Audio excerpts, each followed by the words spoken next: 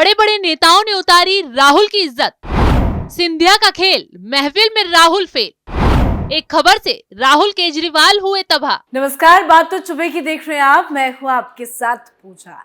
कांग्रेस और आम आदमी पार्टी को हिला देने वाली बड़ी खबर सामने आई है, जिसे सुनकर राहुल गांधी के घर में बवाल मच गया है।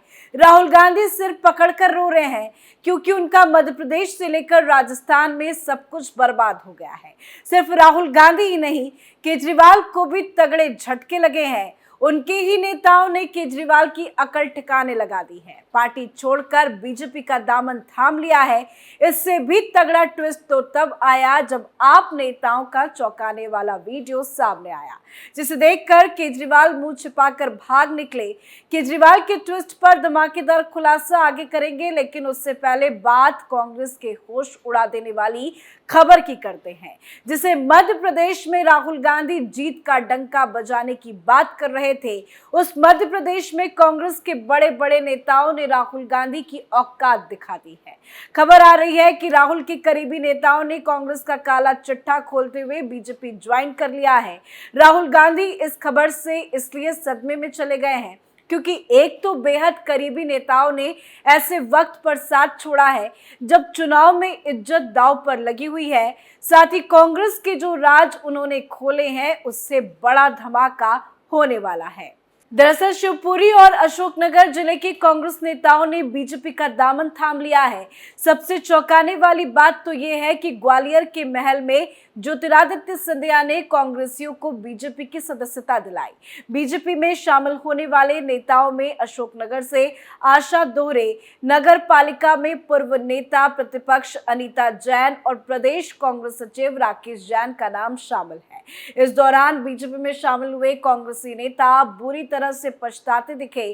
कांग्रेस पर उन्होंने जो भड़ास निकाली, उससे सिंधिया भी हैरान हो गए।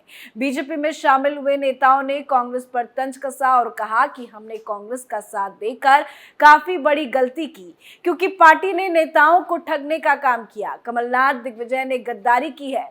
इस दौरान बीजेपी में शामिल हुए नेता सिंधिया के आगे भावुक भी हो गए और राकेश जैन ने क्या कहा वो आपको बता रहे हैं। महाराज, हमने बीजेपी में शामिल होने में देर कर दी, अब कभी जीवन में आपका साथ नहीं छोड़ूंगा।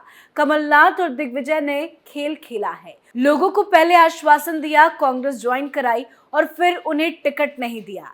सर्वे जैसी झूठी बातें करते रहे। हमारे सामने कांग्रेस का झूठ सामने आ गया, इसलिए हम भाजपा में वापस आ गए। तो एक के बाद एक नेता राहुल गांधी की धज्जियां उड़ा रहे हैं और कांग्रेस के सर्वे वाले नाटक का पर्दाफाश कर रहे हैं। दरअसल कांग्रेस ने टिकट देने के लिए अपने नेताओं से कहा था कि पार्टी सर्वे करा रही है, सर्वे में जिस इलाके से जनता जिस नेता को पसंद करेगी उसे ही टिकट दिया जाएगा, जबकि ये कांग्रेस की तरफ से बोला गया सबसे बड़ा झूठ है। इसी झूठ की वजह से कांग्रेस राजस्थान में भी फंसी है। यहाँ टिकट कटने वाले बड़ी संख्या में नेता कांग्रेस के खिलाफ ही हल्ला बोल रहे हैं, जिससे राहुल गांधी अब घबरा गए हैं क्योंकि एक बड़ा झूठ बेनकाब हो गया। वहीं बीजेपी में शामिल हुए एक और कांग्रेस की बड़ी नेता आशा ने भी बड़े आरोप कांग्रेस पर लगाए और क्या कहा वो आपको बताते हैं। महाराज, जब कांग्रेस छोड़कर गए थे तब हम उनकी तकलीफ को नहीं समझ सके थे।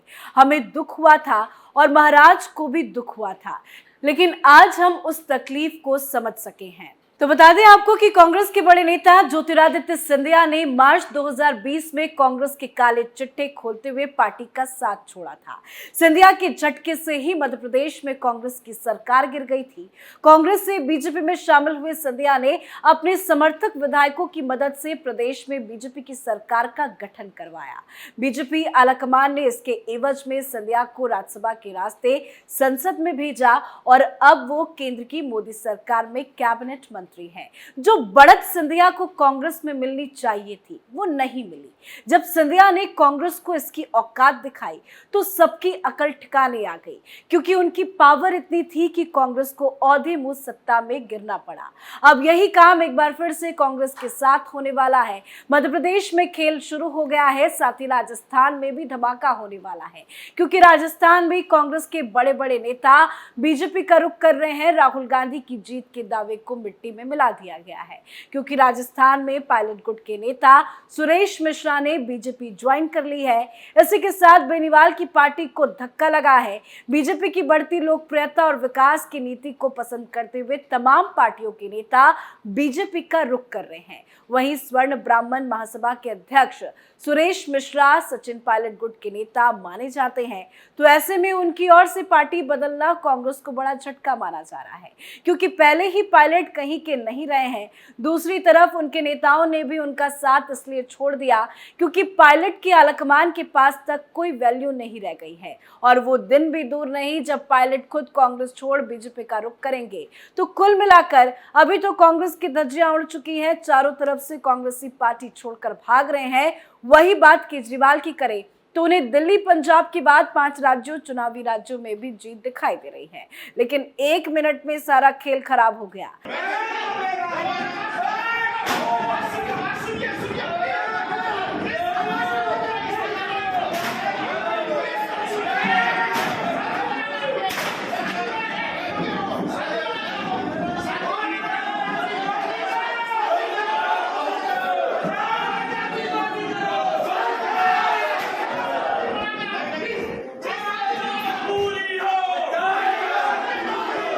यहाँ पार्टी के नेताओं ने केजरीवाल के खिलाफ विद्रोह शुरू कर दिया। टिकट में देरी पर मध्य प्रदेश आम आदमी पार्टी ने ऐसा हंगामा काटा कि कुर्सियां तोड़ डाली, लाठी डंडों से आपका पूरा कार्यालय तबाह कर दिया।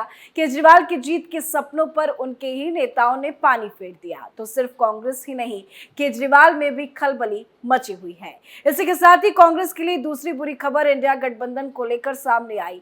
केजरीवाल अखिलेश यादव के बाद नीतीश कुमार ने कांग्रेस को आंख दिखाकर राहुल गांधी के पीएम बनने के सपने को तोड़ दिया है। इंडिया गठबंधन से कांग्रेस को बाहर फेंकने की कवायद जो है वो शुरू हो गई है।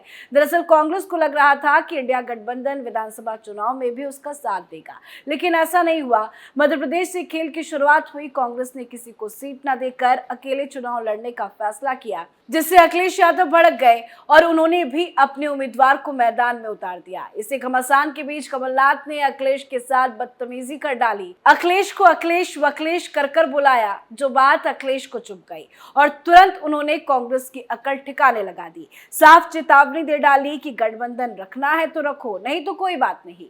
वो अब गठबंधन की बात सिर्फ 2024 में होगी। यही काम केजरीवाल ने भी किया। केजरीवाल ने तो अकेले चुनाव लड़ने का ऐलान कर कांग्रेसियों की नींद उड़ा डाली, क्योंकि दिल्ली और पंजाब से कांग्रेस को भगाने वाले केजरीवाल की ही पार्टी है। जिस रणनीति पर कांग्रेस चुनाव लड़ती है, वही एजेंडा आम आदमी पार्टी भी अपनाती है। झूठ के वादे, फ्री के लॉलीपॉप कांग्रेस की तरह आम आदमी पार्टी ने भी बांटी, और लोगों ने दिल्ली क्या पंजाब से भी कांग्रेस का सूपड़ा साफ कर दिया। अब ऐसे में कांग्रेस को डर सता रहा है कि मध्य प्रदेश क्या राजस्थान में भी अखिलेश का साथ साथ केजरीवाल उनका खेल बिगाड़ने के लिए तैयार बैठे हैं। राहुल गांधी की टेंशन अभी खत्म नहीं हुई है कि उनके आगे नीतीश बाबू भी खड़े हो गए हैं। उन्होंने भी बिना देरी करते हुए कांग्रेस को लात मारी और मध्य प्रदेश में जेडीयू के चुनाव लड़ने का ऐलान कर दिया। इसके साथ ही जिन सीटों पर कांग्रेस ने अपने उम्मीदवार उतारे हैं, उन्हीं सीटों पर नीतीश ने अपने उम्मीदवार भी खड़े कर दिए। सीधे तौर पर गठबंधन के नेताओं की लड़ाई एक दूसरे से ही चालू हो गई है। चले थे बीजेपी को मात देने, लेकिन अब एक दूसरे को मात देने का काम कर रहे हैं, और उनकी सहयोगी पार्टियों की वजह से ही राहुल गांधी फूट फूट कर रो रहे हैं, क्योंकि अब साफ दिखाई दे रहा है कि आगे की राह बहुत कठिन हो गई है। 2024 से पहले इंडिया गठबंधन में फूट पड़ चुकी है। जो नेता अभी नहीं मान रहे थे, वो भला 2024 के लोकसभा चुनाव में कैसे मान पाएंगे।